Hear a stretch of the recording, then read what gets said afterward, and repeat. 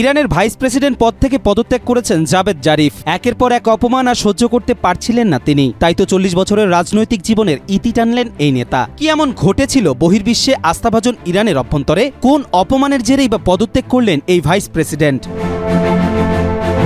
ইরানের vice president Javed Zarif নিজ পদ থেকে পদত্যাগের ঘোষণা দিয়েছেন। ৩রা মার্চ সামাজিক যোগাযোগ মাধ্যম এক্সে নিজের পদত্যাগপত্র পোস্ট করেন তিনি। পোস্টে জানান 40 বছরের রাজনৈতিক জীবনের সবচেয়ে তিক্ত সময় গত 6 মাস ধরে পার করছেন তিনি। পরিবার সহ এ সময় নানা অপমান ও অপবাদের মুখোমুখি হতে হয়েছে তাকে।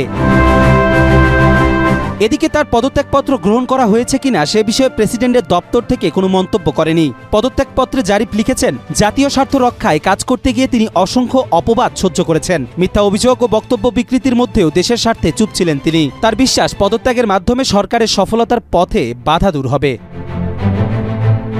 সাবেক প্রেসিডেন্ট হাসান রুহানির সরকারে 8 বছর পররাষ্ট্রমন্ত্রীর দায়িত্ব পালন করা জারিফ 2015 সালের ঐতিহাসিক পরমাণু চুক্তিতে মুখ্য ভূমিকা রাখেন। সংস্কারপন্থী প্রেসিডেন্ট মাসুদ পেজেশকিয়ান তাকে কৌশলগত বিষয়ে পরামর্শদাতা হিসেবে নিয়োগ দেন। নির্বাচনী প্রচারে জারিফ পেজেশকিয়ানের পক্ষে ভোট চেয়েছিলেন।